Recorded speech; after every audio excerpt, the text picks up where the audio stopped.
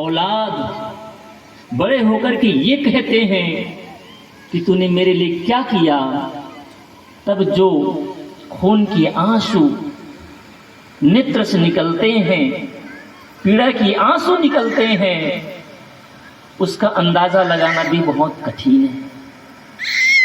सही है ना? वो व्यक्ति कहता है कृष्ण भगवान आप नाम भी मत लीजिए, वो माँ बाप, ऐसे माँ बाप तो किसी को भी मिलना नहीं चाहिए। संत ने कहा अच्छी बात जी, अच्छा ये तो अपनी पत्नी से तो प्रेम करता होगा?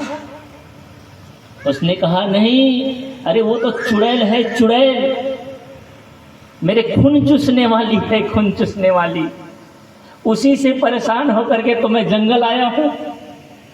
अच्छा तो अपनी पत्नी से भी प्रेम नहीं करता? नहीं, वही तो मेरे सारे परेशानी का, दुख का कारण है, और उसी कारण से तो मैं भाग आया हूं। कुछ लोग पत्नी से भी परेशान हैं। वैसे दुनिया में हर आदमी परेशान है जी। दुनिया में खोजने चले जाएंगे ना तो सहज प्रसन्न आनंद में जीने वाला मुश्किल से मिलेगा। अब परेशानी का कोई अलग अलग कारण है।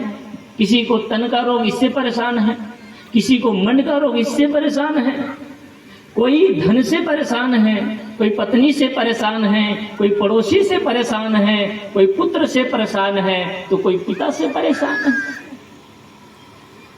परेशानी तो सब के पास है, परेशान तो सब है। तो व्यक्ति कहता है कि मैं अपनी पत्नी से बहुत परेशान हूं और उसी से छुटकारा पाने के लिए मैं आपके पास आया हूं। उसने कहा ठीक, अच्छा तू अपने बच्चों से तो प्रेम करता होगा? उसने कहा किशन भगवान ये एक बच्चा नहीं, ये तो पूरे बिगड़े हुए हैं, मेरे जीवन को तबाह कर दिए हैं। 2 बेटा है, दोनों बेटे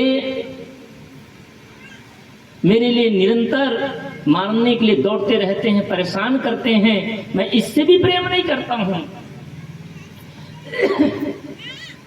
अंत में संत ने कहा कि कम से कम तू पड़ोसी से तो प्रेम करता होगा, पड़ोसी को तो चाहता होगा।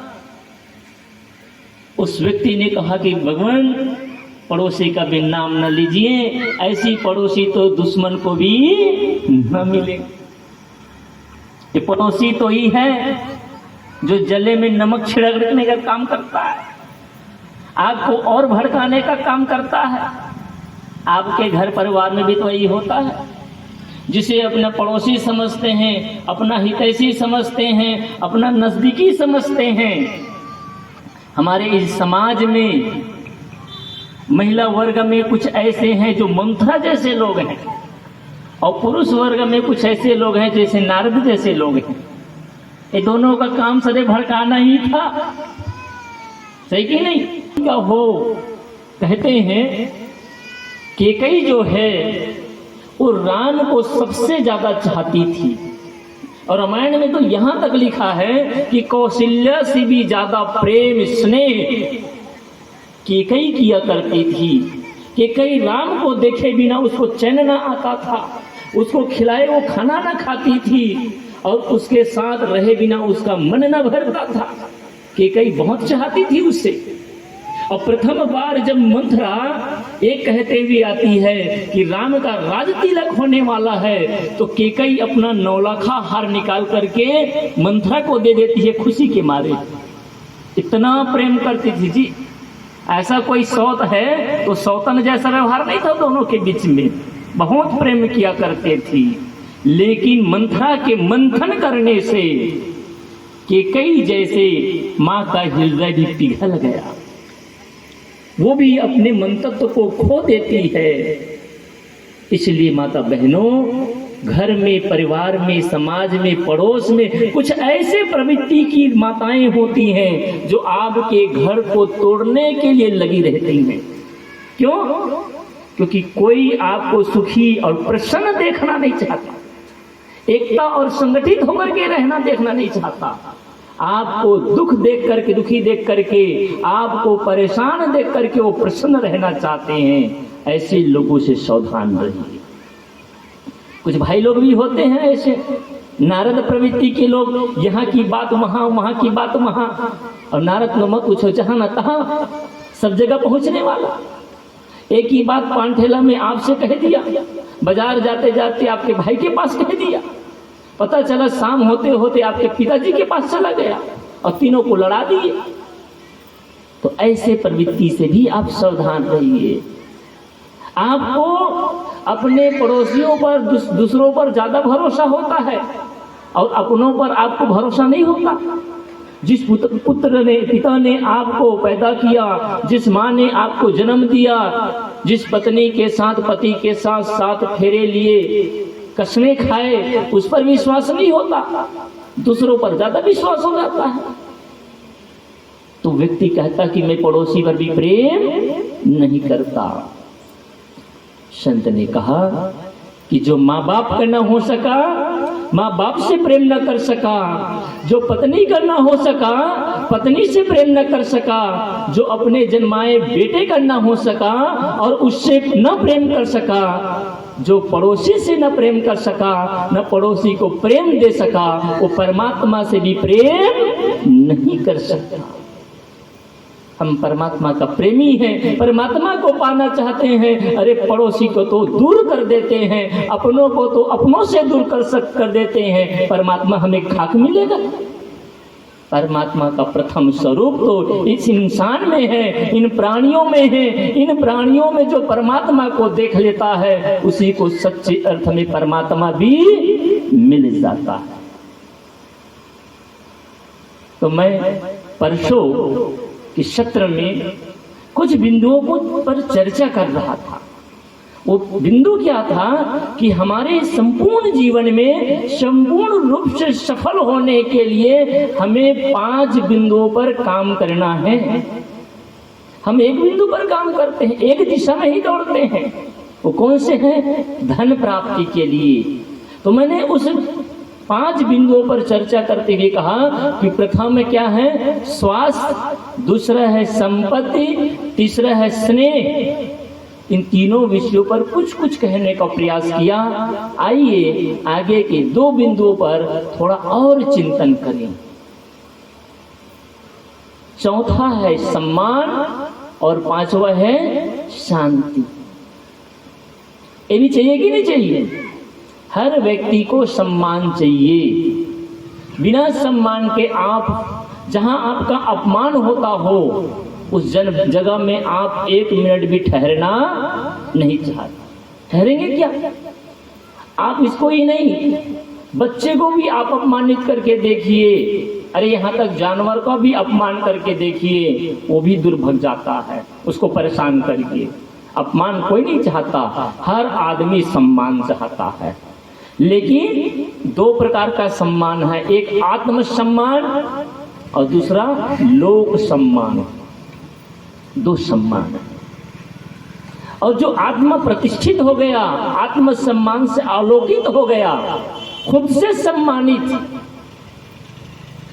उसको बाहरी सम्मान की आवश्यकता नहीं पड़ता, लेकिन बाहरी सम्मान भी उसको मिलता ही मिलता है। इसके लिए क्या करना है? इसके लिए 3 काम करना है।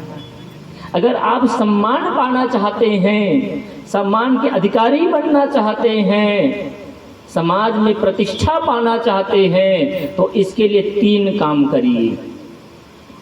प्रथम, जो सबसे सुलभ है, वो है कि आप दूसरों को सम्मान दीजिए, दूसरों को आदर दीजिए।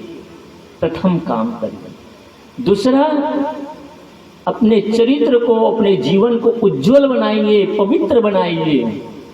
और तीसरा, देश, समाज, राष्ट्र के लिए आप उत्कृष्ट कार्य करिए, सेवा करिए। अगर ये 3 काम करेंगे तो आपको सम्मान मिलेगा। और हर व्यक्ति को ये तीनों काम करना ही चाहिए, क्योंकि हम समाज से जुड़े हुए हैं। तो प्रथम क्या करें? आदर दें, सम्मान दें। और आज समाज में सबसे ज्यादा जो अभाव है ना, इसी का है। बच्चे, बहू, बेटे अपने ही सास ससुर का, अपने ही माँ बाप का सम्मान नहीं करते हैं, पड़ोसियों का सम्मान नहीं करते, आदर करना नहीं जानते हैं। एक दूसरे का आदर करिए, सम्मान करिए, और ये नहीं जानते हैं, इसलिए अभद्र शब्दों का भी प्रयोग करते हैं। मैंने देखा है, एक घर गए थे, कोई कहानी नहीं है, खुद की घटना है, खुद के साथ बिता है। एक गांव गए हम लोग, पूज्य श्रद्धेय अमरीश साहब जी के साथ में था। एक घर भोजन करने गए। जब भोजन करने बैठे तो पूज्य साहब जी बैठे हुए थे, मैं बैठा हुआ था, बगल में घर का बूढ़ा व्यक्ति बैठा हुआ था। 3 लोग थे। सबसे पहले तो पारस हो गया कि कौन लाया, ये हमको ध्यान में नहीं है ठीक से। साहब को भोजन मिल गया, वो भी करने लग गए, मैं भी करने लग गया, और वो घर का वृद्ध सज्जन भी भोजन करने लग गए। तो हम जब दोनों करने लग गए और भोजन आधा हो गया, तो घर की बहू आती है और आकर के साहब जी को चावल देती है, मुझे चावल देती है, वापस चली गई। फिर से सब्जी देने आई, सब्जी देती है, मुझे सब्जी देती है, सब्जी देकर फिर अंदर चली गई। दाल लाती है, दाल साहब को देती है, मुझे देती है, फिर अंदर चली गई।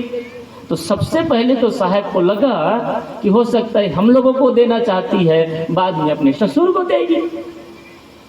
जब हम लोग करने लग गए, फिर 2 मिनट बीत गया, तो साहब जी ने कहा, अरे अपने ससुर के लिए भी तो लाओ, हम लोगों के थाली में पहले से भोजन भी था और हम लोगों को आपने भोजन दिया, और तुम्हारे ससुर का थाली तो पहले से खाली है। ये सच्ची घटना। लेकिन वो बहू फिर से निकलती नहीं। तो बूढ़ा बेचारा रुआसा चेहरे से और आंख में आंसू आ गए और कहते, साहेब ये बहू मुझे कभी भोजन दे सकती नहीं। फिर उसकी जो पत्नी थी, बुढ़िया थी, नहा करके आई थी, सूखा कपड़ा भी नहीं पहनी थी ठीक से, उसी कपड़े में आकर के अपने पति को भोजन देती। साहब ने कहा, बाद में देती या न देती, जैसा भी व्यवहार करता, कम से कम संत के आदर के लिए, संत एक साथ बैठे हैं, ये मर्यादा के लिए तो दे देती। ऐसे भी लोग हैं। तो आप आदर दीजिए, सम्मान दीजिए, एक दूसरे का चरण बंदगी करिए। माताओं में एक दोष, सबसे बड़ा दोष है, ऐसे नहीं भाई की बात नहीं करता, लेकिन दोष है, जब घर में किसी बात से सास और बहू में और दिरान और जेठान में अगर बात ठन गई, बात जम गई, विवाद बढ़ गया, विवाद होने लग गया, तो 2 काम जरूर करेगी। क्या? एक खाना बंद कर देगी और दूसरा बात करके प्रणाम करना बंद कर देगी। सही है ना? और मैं कहता हूं माताओं बहनों, चाहे वो भाई क्यों ना हो, सवेरे आप लड़ते हैं, शाम को मिल जाइए, शाम को लड़ते हैं, सवेरे मिल जाइए। लड़ाई होना बड़ी बात नहीं है। अरे लड़ाई होगी ही जी, हो सकती है, इसकी संभावना है, इसमें कोई आश्चर्य नहीं है। देखिए माताओं के हाथ में कलाई में कई चूड़ियां हैं, आवाज आएगी, क्यों आएगी? कई चूड़ियां होगी, वहां आवाज होती ही होती है। जिसकी कलाई में एक चूड़ी हो उसमें आवाज नहीं होती। जिस घर में बहुत सारे बर्तन है उसमें आवाज हो जाती है। ऐसे ही जहाँ 4, 5, 10 लोग हैं तो वहाँ आपस में मन भेद और मत भेद 2 बात होती है, याद रखिए। पहला क्या है? मन भेद, और दूसरा मत भेद। तो मत भेद होना तो स्वाभाविक है, लेकिन मन भेद होना नहीं चाहिए। और घर में क्या होता है? विवाद क्यों होता है? विवाद मतभेद के कारण नहीं होता है, मन भेद के कारण होता है। दोनों को स्पष्ट कर दूं, राम और लक्ष्मण में क्या था? मन भेद होता था कि मतभेद होता था? तो मतभेद हो जाता था समय समय से, लेकिन मन भेद नहीं होता था। दोनों में अंतर क्या है? मतभेद का मतलब है विचारों में भिन्नता। अरे यहाँ जितने लोग भी बैठे हैं जी, सबके अलग अलग विचार है। किसी हमारे माता बहन को गुलाबी कलर पसंद है, किसी को नारंगी कलर पसंद है, किसी को बैगनी कलर पसंद है। हमारे भाई को किसी को जीन्स पसंद है, तो किसी को लोअर पसंद है, तो किसी को और कुछ पसंद है। सबका अपना अपना पसंद है। हर आदमी की अपना पसंद है, क्योंकि अपना संस्कार है, अपना स्वभाव है, अपना मन है। तो सबका अलग अलग मन है, अलग अलग संस्कार है, अलग अलग स्वभाव है। तो स्वाभाविक है, अलग अलग स्वभाव के जब लोग मिलते हैं तो विचारों में भिन्नता होना स्वाभाविक है। तो इन विचारों की भिन्नता को किससे सुलझाया जा सकता है? तो वो संवाद से। किससे? जीवन में जो भी समस्या आती है, जीवन में जो भी परेशानियां आती हैं, उन सारी परेशानियों को समाप्त करने का एक ही विकल्प है, वो है संवाद। इसलिए कभी बात करना बंद मत करिए, बात को जारी रखिए। विवाद होना कोई बात नहीं, बोल दे, लेकिन कभी भी बोलना बंद मत करे। जहां बोलना बंद करते हैं ना, वहीं से घाव गहरा हो जाता है, वहीं रिश्तों में दूरियां बढ़ जाती हैं और दोनों में दरार पैदा होते हैं। रहीमन कवि ने कितना सुंदर कहा है, रहीमन धागा प्रेम का मत तोड़ो चिटकाए, और टूटे तो जुड़े नहीं, और जुड़े तो गांठ पर जाए। रहीमन कवि आपने सुना होगा, पढ़ा भी होगा। रहीमन कवि कहता है, रहीमन धागा प्रेम का, जो प्रेम का धागा है ना, बहुत ही नाजुक है। बस थोड़ा सा चिटकाने से, थोड़े से झटका देने से वो टूट जाता है। इसलिए संभाल कर रखिए। देखिए, लोहा को संभालना नहीं पड़ता है, बहुत मजबूत धातु है। लेकिन जो आप अपने गले में मंगलसूत्र पहने हैं ना, अगर वो सोना का हो तो उसको और ज्यादा संभालना पड़ता है, क्योंकि वो मुलायम होता है, नाजुक होता है। तो जो जितना नाजुक हो, जितना मुलायम हो, उसको उतना ही संवारना पड़ता है, उतना ही संभालना पड़ता है। इसलिए हमारे जो रिश्ते हैं ये भी बड़े नाजुक हैं, इसको भी संभालने की जरूरत है। तो पहला मतभेद और दूसरा मनभेद। लेकिन हमारे घर में लड़ाई क्यों होती है? मतभेद के कारण। मन में भेद पड़ जाता है, दिल में दरार पड़ जाता है, दिल में जगह नहीं रहती है। और जब दिल में जगह नहीं रहती है ना, तभी विवाद पैदा होते हैं, तभी लड़ाई होती है और तभी विवाद भी होते हैं। गुरु कबीर साहब ने कहा, अगर सुख चाहते हो तो क्या होना चाहिए? जब लग दिल पर दिल नहीं, तो लग सब सुख नाई, और चारों युगन पुकारिया, सो संशय दिल मान। कबीर साहब ने कहा, जब तक दिल से दिल नहीं मिलेगा, पत्नी से पति का दिल मिले, सास से बहू का दिल मिले, अगर मिलाना है ना तो ये मिलाने का प्रयास करें। मैचिंग करना है। आदमी देखिए, माताएं बहुत मैचिंग करती है, हर चीज में मैचिंग। कपड़ों में तो विशेष ख्याल रखती है। बहुत घरों में तो चप्पल और चूड़ियां, बिंदियां, वो सबकी मैचिंग करती है। सही कि नहीं? करना भी चाहिए, अच्छी बात है। लेकिन एक मैचिंग और करिए। किस मैचिंग करें? सास से अपना मन मिलाइए। बहू है, सास है तो बहू से अपना मन मिलाएं। पिता पुत्र एक दूसरे का मन मिलाएं। मन मिलना चाहिए जी। और जब मन मिल जाएगा ना, सास से बहू का मन मिल जाए, बहू का मन सास से मिल जाए, देरानी और जेठानी का एक दूसरे के लिए मन मिल जाए। मन मिलने का मतलब होता है उसके प्रति दिल में आदर, हृदय में जगह। इतना बड़ा विशाल हृदय का बनिए, बड़ा विशाल दिल वाला बनिए कि सबके लिए जगह हो। इस जगह में निसंदेह एक स्त्री है तो वो अपने पति के लिए जगह रखती है और आदर के साथ स्थान रख देती है, अपने दिल में जगह बनाती है, अपने पुत्रों के लिए जगह रखती है। ऐसे कोई भाई है तो अपने स्त्री के लिए वो जगह सुंदर बनाता है और स्थान देता है, अपने पुत्रों के लिए जगह देता है। लेकिन याद रखिए, इस दिल में पत्नी के लिए जगह होना गौरव की बात है, अपने पुत्रों के लिए भी जगह होना गौरव की बात है, लेकिन अपने माता पिता और परिजनों के लिए दिल में जगह रखना ये सौभाग्य की बात है।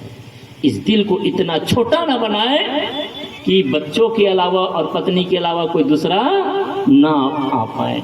सबके लिए जगह बनाए, विशाल हृदय वाला बनिए, विशाल दिल वाला बनिए, बड़ा दिल वाला बनिए, तभी जीवन सुंदर हो सकता है। तो मन भेद नहीं होना चाहिए। जब मन में भेद पड़ता है तभी विवाद पैदा होता है। तो मन को मिलाएं, और मन मिलाने से ही सुख उत्पन्न होता है। तो मैं कह रहा था कि आदर और सम्मान करना सीखें, एक दूसरे को आदर देना सीखें। कितनों भी कुछ भी हो जाए, लेकिन बहू अपनी मर्यादा न तोड़े, बेटे अपनी मर्यादा न तोड़े। लेकिन इसका मतलब नहीं कि सास और ससुर कुछ भी करते चले जी, उसको भी अपनी मर्यादा का ध्यान रखना चाहिए। वो बहू नहीं, वो तुम्हारी बेटी है, इसका ख्याल होना चाहिए। माताएं कभी कभी पक्षपात किया करती हैं। क्या पक्षपात करती हैं? बेटी के साथ अलग व्यवहार और बहू के साथ अलग व्यवहार। अरे बहू ही तो तुम्हारे जीवन को संवारने वाली है, तुम्हारी सेवा करने वाली है, तुम्हारी जतन करने वाली है, तुम्हें खाना खिलाने वाली है, तुम्हें गरम गरम भोजन देने वाली है। लेकिन बहू के प्रति उतना प्रेम नहीं होता जितना बेटी। लेकिन बेटी तो ससुराल चली गई, वो साल में कभी एक बार आएगी, 2 बार आएगी, वो कभी काम आने वाली नहीं है। अगर घर को स्वर्ग बनाना है तो बहू को बेटी बना लीजिए, वही बहू आपका काम आने वाला है। और जब ऐसा प्रेम देंगे ना, पहला शुरुआत कौन करेगा? तो पहले शुरुआत माँ को करना पड़ेगा, क्योंकि वो बेटी तो प्रथम घर आती है। और घर में जब बेटी का भाव मिलेगा, उसको प्रेम मिलेगा, आदर मिलेगा, सम्मान मिलेगा, तो वो भी जो बहू है वो बेटी बन जाएगी, बेटी में कन्वर्ट हो जाएगी। फिर वो भी कहेगी कि मेरी सासू माँ नहीं, बल्कि वो तो मेरे साक्षात देवी है, माँ है। ये भाव पैदा होगा। लेकिन ये नहीं होता है। क्यों? क्योंकि हमारे माताओं का दिल तो इतना बड़ा होना चाहिए, विशाल दिल, और माताओं के दिल में कोई पक्षपात नहीं होता। लेकिन जहां बेटी के बात आता है, वैसे ही पक्षपात प्रारंभ हो जाता है। तो क्या करें? सम्मान देना सीखें। और आप सम्मान देने का मतलब विनम्र होना। आज का आदमी विनम्र नहीं है, झुकना नहीं जानता है, प्रणाम नहीं करना जानता है, सहना नहीं जानता है। महाभारत की कथा याद दिलाऊं आप सबको। युद्ध होने वाला, दोनों तरफ से कौरव और पांडव खड़े हुए थे, युद्ध के लिए कटिबद्ध थे, संघनाद होने वाला था।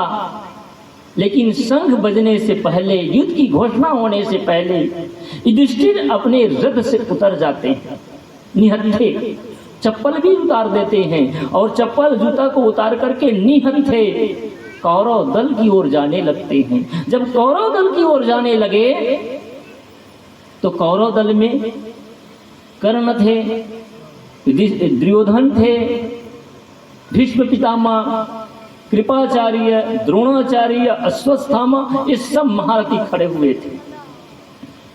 तो दुर्योधन एवं उनके कुछ साथी युधिष्ठिर को देख करके हंसने लगे और मखौल उड़ाने लगे। देखो देखो, हमारे भैया युद्ध होने से पहले आत्मसमर्पण करने आ रहा है, क्षमा मांगने आ रहा है। लेकिन युधिष्ठिर धीरे धीरे पग उठाते हुए सबसे पहले भीष्म पितामह के पास जाते हैं और जाकर के हाथ जोड़ लेते हैं और कहते, पितामह, आज मेरा यह बहुत बड़ा दुर्भाग्य है कि मैं आपसे लड़ने के लिए मैदान में खड़ा हूँ। इसके लिए सर्वप्रथम मैं क्षमा प्रार्थी हूँ, आप मुझे क्षमा कर दीजिए। और मैं आपसे आशीष लेने आया हूँ, और मैं आपके आशीष के बगैर तो मैं युद्ध जीत भी नहीं सकता। इसलिए आप मुझे आशीर्वाद दें कि मैं युद्ध में विजयी हो जाऊं।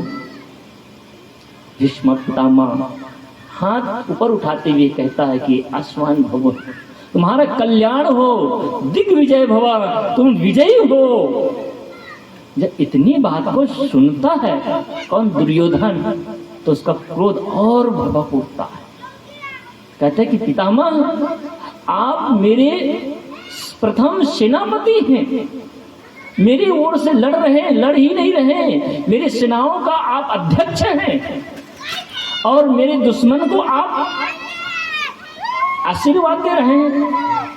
तो भीष्म पितामह कहते हैं कि दुर्योधन, तुम्हारे पास महारथियों की कमी नहीं है, योद्धाओं की कमी नहीं है, पराक्रमियों की कमी नहीं है, बलशालियों की कमी नहीं है, सेनाओं की भी कमी नहीं है।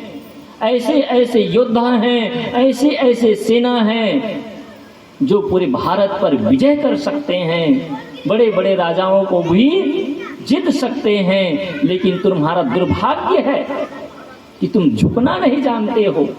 तुम्हारे पास सब कुछ है लेकिन विनम्रता नहीं है। अगर तुम भी झुक करके युधिष्ठिर के चरणों में जाते और उनसे प्रणाम करके अगर आशीष लेते तो तुमको वो भी विजयी होने का आशीर्वाद दे देते। लेकिन तुम ये नहीं जा कर सकते। ये शक्ति आशीर्वाद में। हम एक दूसरा प्रणाम करना सीखें। रामायण हम सब पढ़ते हैं लेकिन रामायण की वो चौपाई केवल रामायण के समय ही सुनते हैं। क्या? प्रातः काल उठ के रघुनाथा, मात पिता गुरु ना वै माता। कितने बार सुने हैं? जब रामायण सुनने जाते होंगे ना तो बिल्कुल सुनते होंगे। क्या? प्रातः काल उठ के रघुनाथा। और आजकल क्या हुआ है? प्रातः काल मोबाइल देखा, दूसरे में चाय को पिया। सही कि नहीं? सबसे पहले क्या होता है? पहले ही उठते ही प्रातः काल न हम भगवान का दर्शन करते, माता पिता का दर्शन करते, न आशीर्वाद लेते हैं, सबसे पहले मोबाइल देखते हैं। सही कि नहीं? क्योंकि बिस्तर में ही पड़ा रहता है। तो ये सूत्र समझ करके जाइए। प्रातः काल उठ के रघुनाथा। महान ये ऐसे ही नहीं होते हैं। छोटे छोटे सद्गुण से, छोटे छोटे व्यवहार से हमारे महापुरुष श्रेष्ठ और महान हुए। हमसे इसे सीखना चाहिए। इसी पूजा नहीं, इसे सीखना चाहिए। इसके आदर्शों को अपने जीवन में आत्मसात करना चाहिए। हम हर चीज को केवल पूजने की वस्तु बना लिए। तुलसी की पूजा आप रोज करते हैं लेकिन तुलसी का एक पत्ता कभी खाते नहीं होंगे। तुलसी लगाना इसलिए चाहिए ताकि आपका वातावरण शुद्ध हो, आपका घर आंगन पवित्र हो, और जब उसका पत्ता को चबाएं खाएं तो आप निरोगी रहें, स्वस्थ रहें। इसलिए हमारे महापुरुषों ने कहा कि तुम्हारे आंगन में तुलसी का पेड़ होना चाहिए। हमने केवल पूजने लग गया, अगरबत्ती जला लिया और अगरबत्ती जला करके आरती कर लिया और आप सोचते कि हम स्वस्थ रहें। इससे काम नहीं हो। पीपल का पेड़ सबसे ज्यादा ऑक्सीजन देता है। इसलिए कहा हमारे पूर्वजों ने कि घर आंगन के पास में, गांव में बीच बीच में पीपल का पेड़ लगाओ, उसकी पूजा करो ताकि आप उसकी रक्षा कर सकोगे। केवल हमने पूजा कर लिया। हर चीज को पूजा करने की वस्तु। आपके घर में धर्मशास्त्र होगा, रामायण भी होगी, गीता भी होगी, भागवत भी होगा, महाभारत भी होगा, बीजक भी होगा, अनुराग सागर भी होगा। उसको सफेद कपड़ा या रंगीन कपड़ा में लपेट करके कोना में रख दिए और उसको पूजा करते। पूजा करने से ज्ञान मिलेगा। केवल हर चीज की पूजा। अगर आपके घर में कोई मूर्ति है, कोई फोटो है, कोई चित्र है, तो उस चित्र से आप चरित्र लीजिए। और उस चित्र से अगर चरित्र नहीं ले सकते हैं तो चित्र की चाहे जिंदगी भर पूजा करते रहिए, कुछ भी हासिल होने वाला नहीं। इसलिए अगर सुनने जाते हैं तो कुछ सीख करके आए, और सुन करके अगर सीख नहीं पाए तो कहते हैं ना कि एक नगर में एक मूर्तिकार आया हुआ था। उसके पास 3 मूर्ति थी। भीड़ लग गई, बहुत विचित्र मूर्ति थी, अच्छी दिखती थी, खरीदारों की भीड़ हो गई। उसने, भैया इस मूर्ति को कितना में बेचोगे? मूर्तिकार ने कहा कि देखो, ये जो प्रथम मूर्ति है इसकी कीमत 1000 है, दूसरी मूर्ति है इसका 10,000 है, और तीसरी मूर्ति कीमत 1 लाख रुपए है। उसने कहा ये दिखता तो एक जैसे है, एक ही धातु से बना हुआ है, उठा करके देखा तो वजन भी एक बराबर लगता है। किसी को बात समझ में नहीं आई। बात राजा तक गई। राजा ने भी सुना कि एक मूर्तिकार आया है, 3 मूर्ति लेकर के आया है और गजब की मूर्ति है, लेकिन तीनों के कीमत में बहुत अंतर। राजा आया अपने मंत्रियों को लेकर के, अपने कुछ अनुभवी लोगों को लेकर के, देखा परखा, किसी की बात समझ में नहीं आया। लेकिन एक बूढ़ा मंत्री था, बहुत ही समझदार। मंत्री का अर्थ ही होता है जो मंत्रणा दे, विचार दे, सलाह दे, जिसकी बुद्धि तीक्ष्ण हो उसे मंत्री कहते हैं। आज करके मंत्री तो पोगापंथी है, जिसको खगा पता नहीं है, जिसको राजनीति पता नहीं है, जिसको कुछ भी पता नहीं, वो भी आज मंत्री बन जाते हैं। मंत्री में कोई अकल नहीं है। मंत्री शब्द बना है मंत्रणा से, सलाह देने से, जिसकी बुद्धि तीक्ष्ण हो, जो देश समाज और राष्ट्र को उत्कृष्ट दिशा की ओर, विकास की ओर ले जा सके, उसको मंत्री कहते हैं, जो राजा का सलाहकार होते हैं। बूढ़ा मंत्री आए, अनुभवी था, उसने देखा परखा, उसने कहा राजन साहब एक प्रयोग करना पड़ेगा। क्या प्रयोग? कहे इन मूर्तियों के में ना कुछ कुछ भिन्नता है। कहे क्या भिन्नता है? ये जो पहली मूर्ति है इसके कान में छेद दिख रहा है। बोले ये कान में छेद? कहे हाँ कान में छेद। तो क्या प्रयोग करोगे? उसने कहा कि एक पतला सा यंत्र मंगाया, लंबा सा तार कहना चाहिए, और उस तार को कान में डाला। जब कान में डाला ना तो दूसरे कान से निकल गया। उसने कहा राजन ये जो मूर्ति है ना, ये संकेत दे रही है कि ये सुनती तो हूं लेकिन दूसरे कान से निकाल देती हूं, इसलिए सुनने का तो फल मिलेगा, इसलिए इसकी कीमत केवल 1000 रुपए की है। दूसरे में प्रयोग किया उसने, तो दूसरे के कान में डाला तो क्या निकला? मुख से निकल गया। कान तरफ से डाला, मुख तरफ से निकल गया। ये सुनती है और सुन करके बोलने की क्षमता रखती है, इसलिए इसकी कीमत 10,000 की, क्योंकि बोलने की कला है इसके पास।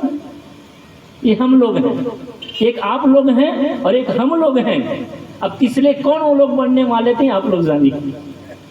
हम लोग सुन करके बोलने वाले लोगों में से हैं, तो इसलिए हम लोग की भी बहुत कीमत नहीं है, मत समझ लेना। तीसरे में प्रयोग किया तो जैसे ही वो डालता गया, जितना डालता गया उतना ही न कान से निकला न मुख से निकला, वो सब अंदर प्रवेश करता गया, कोई रास्ता ही नहीं था। कहे कि राजन ये जो मूर्ति है ये सुनती है और सुन करके सबको अपने जीवन में पचाती है, धारण करती चली जाती है, इसलिए इसकी कीमत लाख रुपए है, लाख रुपए। हम लोग कैसे करते हैं? सुनते बस हैं लेकिन सुन करके धारण नहीं करते हैं, इसलिए कुछ बदलाव नहीं आता है। तो क्या करे? प्रातः काल उठ के रघुनाथा और माता पिता सिर नामे माथा। प्रातः उठ करके वंदन करिए, प्रार्थना करिए। देखिए हर जगह माता पिता की बात कही गई है। केवल सवेरे उठते स्नान किए, शंकर भगवान में गए, पूजा करने लगे, धन्यवाद है। राम जी के चरण में गए, पूजा करने लगे, धन्यवाद है। लेकिन राम जी को पूजने से पहले, शंकर को पूजने से पहले, लक्ष्मी को पूजने से पहले, गणेश को पूजने से पहले, कबीर साहब को पूजने से पहले आप अपनी माता और पिता की पूजा कर लीजिए। और माता और पिता की पूजा नहीं कर पाए तो भगवान की पूजा भी स्वीकार नहीं है।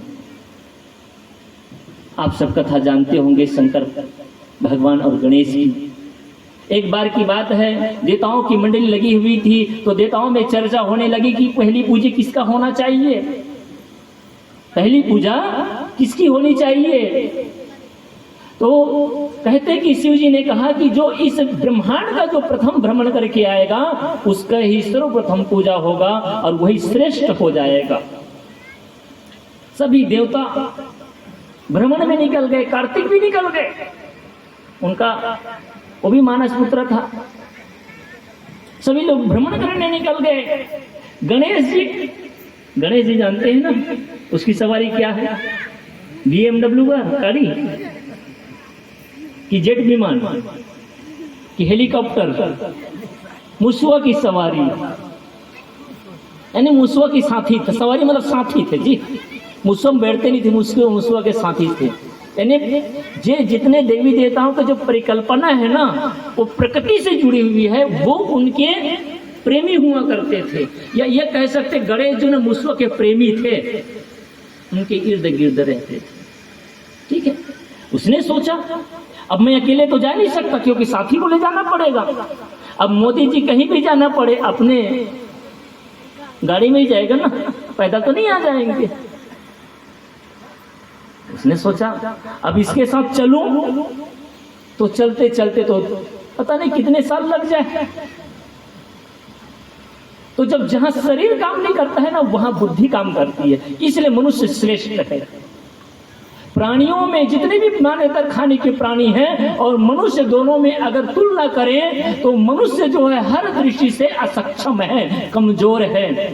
आप चील जैसे देख नहीं चल सकते, चील हजारों मील दूर को देख लेता है। चील की पैनी दृष्टि होती है तो देखने में महारत हासिल करी है। मछली पानी में तैर लेती है, वैसा आप तर नहीं सकते। हाथी जितना भारी भरकम शरीर नहीं है, नीलवेल मछली जैसे भारी भरकम शरीर नहीं है, जितना खच्चर सामान ढो सकता है उतना सामान हम ढो नहीं सकते हैं। और पक्षी जैसे आकाश में उड़ सकते हैं वैसे हम आकाश में उड़ सकते नहीं है। तो शरीर के दृष्टि से आदमी बहुत ही कमजोर है। लेकिन जहाँ शरीर काम नहीं आता है वहाँ बुद्धि काम आती है, वहाँ मन काम आता है। इसलिए मनुष्य जो है वो मन से महान है, बुद्धि से श्रेष्ठ है। उसने क्या किया, शरीर की शक्ति नहीं लगाया, शरीर बल जब काम नहीं आया तो उसने विचार किया। और मैं बार बार कहता हूँ कि करहु विचार जो सब दुख जाई। अगर विचार करोगे तो जीवन के सारा दुख भी दूर हो जाएगा। उसने विचार किया, धरती का ब्रह्मांड का भ्रमण तो नहीं कर सकता लेकिन कैलाश पर्वत का भ्रमण जरूर कर सकता हूँ। उसने कहा चल जी, माँ बाप बैठे हुए हैं कैलाश पर्वत में और कहते कि माता पिता ही तो त्रिलोक हैं, तो हमारे लिए त्रिलोक तो यही है। उसने भ्रमण किया और भ्रमण करके आकर के प्रणाम किया और कहा कि पिताजी मैं आप ब्रह्मांड का भ्रमण करके आ गया। तब तक सभी देवता पहुंच गए। कहे आप आ गए, आप तो गए भी नहीं। नहीं, मैंने भी ब्रह्मांड का भ्रमण कर लिया और मैंने बल्कि एक बार नहीं 3 बार भ्रमण किया जी। एक बार नहीं 3 बार ब्रह्मांड का भ्रमण किया। तो सब लोग कहने लगे नहीं आप झूठ बोलते हैं। तो गणेश जी ने कहा पिताजी से ही पूछ लीजिए। शंकर भगवान बैठे हुए थे, उसने कहा कि हाँ एक दृष्टि से इसने ब्रह्मांड का भ्रमण कर लिया। कैसे? माता पिता ही इस ब्रह्मांड का हिस्सा है और माता पिता से बड़ा दुनिया में कोई दूसरा नहीं है। जो माता पिता का आदर कर लिया, माता पिता का वंदन कर लिया, माता पिता का सम्मान कर लिया, वो सबका भी सम्मान कर लिया। और आज गणेश जी सर्वश्रेष्ठ देवता हो गए, प्रथम पूजा होने लगी। तो केवल सुनने के लिए है। तो क्या करना है आज के बाद, और आज से ही, आज नए वर्ष है ना, तो कुछ नया करिए। अरे जिंदगी भर हम केवल पुराना ही पुराना करता चले आए हैं। पुराना क्या है? ईर्ष्या करना पुरानी बात है, कोई नई बात नहीं है। सदियों से करते आए हैं। द्वेष करना पुरानी बात है। अरे शास्त्रों में पुराणों में यही बात तो लिखी है, अमुक राजा ने अमुक से द्वेष किया, अभाई ने अमुक भाई से द्वेष किया। लड़ने मरने और झगड़ने की सारी कहानी पुराणों में शास्त्रों में भरी पड़ी है। इसलिए कोई नई बात नहीं है। तो लड़ना पुरानी बात है, द्वेष करना पुरानी बात है, ईर्ष्या करना पुरानी बात है, क्रोध करना पुरानी बात है। नई बात क्या है? प्रेम करना नई बात है, करुणा करना नई बात है, शांति से जीना नई बात है, एक दूसरे का आदर करना नई बात है, एक दूसरे के लिए जीना नई बात है। तो नया करना प्रारंभ करिए, एक दूसरे का आदर करना प्रारंभ करें। तो आज से एक संकल्प लीजिए कि सब अपने घर में क्या करेंगे, पहले उठ करके सास ससुर का, माता पिता का प्रणाम करेंगे। यहाँ से प्रारंभ करिए। तो मैं कह रहा था कि सम्मान, तो सम्मान पाने के लिए क्या करना है? 3 काम करना है। पहला क्या करना है? आप सम्मान दें। जितना सम्मान देंगे उतना ही आपको सम्मान मिलेगा, जितना आदर देंगे उतना ही आपको आदर मिलेगा। तो पहला काम करें कि आप आदर और सम्मान दें। जितना झुकते हैं, जितना विनम्र होते हैं, उतना ही आप ऊपर उड़ते हैं, और जितना अहंकार दिखाते हैं ना, उतना ही नीचे जाते हैं। लघुता से प्रभुता मिले, प्रभुता से प्रभु दूर, और चीटी चावल ले चली हाथी के सिर धूल। लघु बनने से, छोटा बनने से, लाओसे ने बड़ा सुंदर कहा है, जब तूफान आता है, आंधियां आती हैं, तो बड़े बड़े वृक्ष धाराशायी होकर के जमीन में गिर जाते हैं। देखे कि नहीं देखे? यहाँ वैसा नहीं आता है। कभी आप उत्तर भारत जाइए या फिर समुद्री किनारे हिस्सों में जाकर के देखिए, जब समुद्री तूफान उठता है ना, तो घर तबाह हो जाते हैं, बड़े बड़े बिल्डिंग टूट जाती है, पेड़ वृक्ष टूट जाते हैं। कभी देखिए, कई बार छत्तीसगढ़ में हुआ है ऐसा, गर्मी के दिनों में अक्सर होता है, तो बड़े बड़े वृक्ष भी टूट करके गिर जाते हैं। तो लाओसे ने कहा कि जब तूफान चलता है तो तूफान और आंधी के कारण बड़े बड़े वृक्ष टूट करके जमीन में धाराशायी हो जाते हैं, लेकिन जो छोटी छोटी घास होती है वो तूफान में वो झुक जाती है, और तूफान के जाने के बाद पहले से भी ताजा और खिल उड़ती है। जो छोटा रहेगा वो गिरेगा कैसे? बड़ा हुआ सो क्या हुआ, जैसे पेड़ खजूर, और पंछी को छाया नहीं फल लागे अति दूर। ऐसा बड़प्पन किस काम का जो किसी का काम ना आए, किसी की सेवा ना कर सके। इसलिए बड़ा ना बने, और बड़ा बने तो बड़ा दिल वाला बने, सबको अपने दिल में समाने वाला बने, अन्यथा विनम्र बने, सहज रहे, सरल बने। तो सम्मान पाने का प्रथम सूत्र है कि आप सम्मान देना सीखिए। सम्मान पाने का दूसरा सूत्र है कि आप अपने जीवन को चरित्रवान बनाएं, पवित्र बनाएं, आचरण संपन्न बनाएं, अपने जीवन को सुंदर चमकाएं। आपका चरित्र ही आपका गौरव है, अंग्रेजी चरित्र ही आपकी संपत्ति है। अगर चरित्र नहीं है, किसी अंग्रेजी लेखक ने लिखा है, जिसका हिंदी रूपांतरण है, धन खोया तो कुछ नहीं खोया, स्वास्थ्य खोया तो कुछ खोया, और चरित्र खोया तो सब कुछ खोया। फिर लौट के आता, धन खो गया, आज खो गया 1000, 2000, 10,000, कल फिर से कमाया जा सकता है। स्वास्थ्य खो गया, स्वास्थ्य में गड़बड़ी हुई, बुखार आ गया, ज्वर आ गया, गोली खा करके ठीक कर सकते हैं, इसकी दवा है। लेकिन चरित्र में दाग लग गया तो इसकी कोई दवा नहीं है। इसलिए और आज का समाज जो सबसे ज्यादा पतन के गर्त में जा रहा है, सबसे ज्यादा अगर समाज का नुकसान हो रहा है तो चरित्र का भनन हो रहा है, चरित्र का पतन हो रहा है। इसलिए आज सम्मान भी नहीं है। तो सम्मान पाना चाहते हैं तो क्या करें? जीवन को सुंदर बनाएं, अच्छा बनाएं, महकाएं जीवन को। और जीवन की जितनी छोटी छोटी बुराइयां हैं ना, आप कभी कभी बोलते हैं, बूढ़े लोग भी, आजकल के बच्चे लोग सम्मान भी नहीं करते, तो सम्मान योग्य काम भी करना है जी। आप बीड़ी फूंक रहे हैं, सिगरेट फूंक रहे हैं, गांजा पी रहे हैं, शराब पी रहे हैं, और आप चाहते हैं कि आपका सम्मान हो। आप गाली पर गाली दे रहे हैं, बच्चों से ठीक से बात नहीं करते हैं, और आप कहते हैं कि आपको सम्मान दे। सम्मान योग्य काम करिए, सम्मान पाने योग्य काम करिए, अपने जीवन को सुंदर बनाइए, अपने जीवन की बुराइयों को घटाने का काम करें। कभी कभी लोग शिकायत तो सदैव करते हैं कि आजकल के युवा पीढ़ी सत्संग में आते नहीं है। इसमें बहुत सारे कमियां हो सकती हैं और चर्चा का विषय हो सकता है कि आज की नई पीढ़ी सत्संग में क्यों नहीं आती है। लेकिन एक बात तो तय है, उसके कारण बहुत है। पश्चात संस्कृति का प्रभाव है, टीवी का प्रभाव है, मीडिया का प्रभाव है, आज का जनरेशन का प्रभाव है। लेकिन इन सभी प्रभावों में एक प्रभाव जबरदस्त है। वो क्या है पता है?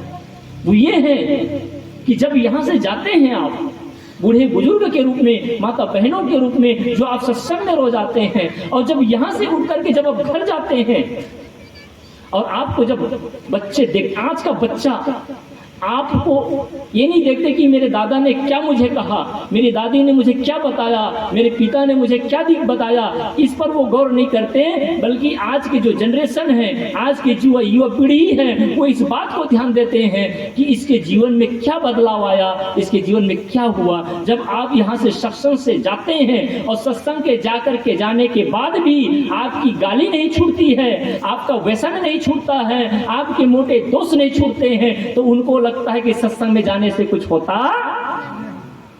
करके देखिए, आप सत्संग में आते हैं, आप बीड़ी पीते थे, आज संकल्प ले लीजिए कि मैं आज से बीड़ी नहीं पीऊंगा, और घर जाते हैं, दूसरा दिन देखते हैं कि हमारा दादाजी सत्संग में गया था और वहां से आया है तो बीड़ी को छोड़ दिया है। आपके प्रति सम्मान बढ़ेगा कि नहीं बढ़ेगा? बताओ, बढ़ेगा ना। तो समाज में बदलाव क्यों नहीं आता है? क्योंकि हम दूसरों को सुधारना चाहते हैं और अपने को बिगाड़ना चाहते हैं। हम अपने को बिगाड़ करके दूसरों का सुधार चाहते हैं, ये कभी होने वाला। अगर दूसरों का सुधार चाहते हैं, उसकी शुरुआत आप अपनों से करिए, अपने से करिए। अपने जीवन को अगर सुधार लेते हैं तो आपको आदर। ये संत गुरुजनों को क्यों पूछते हैं? इन संत गुरुजनों को पूजने का केवल एक कारण है, कपड़ा के कारण नहीं है कपड़ा का कारण। अगर आपके मन में आदर होगा और संत गुरुजनों के प्रति सम्मान होगा तो सफेद नहीं, अगर गेरुआ भी कपड़ा पहन ले, अगर कपड़ा न भी पहने तो भी आप सम्मान करें। क्यों? तो इसके चरित्र के कारण, इसके सुंदर जीवन के कारण। और यही संत जिसकी आप पूजा कर रहे हैं, पता चल जाए एक किसी स्त्री के संग में गलत व्यवहार कर रहा था या गलत ढंग से जीवन जी रहा था, तो आप मुझे पूजने के जगह में न मारने के लिए भी तैयार हो जाएंगे। तो पूजा किस बात की? पूजा मेरी नहीं होती, पूरे इस समाज के नहीं होती। पूजा तो चरित्र की होती है, सुंदर उज्जवल जीवन की होती है। इसलिए माता बहनों भाइयों, अपने जीवन में अगर सम्मान पाना चाहते हैं तो सम्मान योग्य काम भी करिए। हमारी बेटियां, हमारे भाई घर में देखते कि हमारे दादी और माँ दोनों लड़ा करती, कैसे सम्मान करेगी? ना दादी का सम्मान करने वाली है, ना माँ का सम्मान करने वाली है। क्यों करेंगे? क्योंकि लड़ रहे हैं।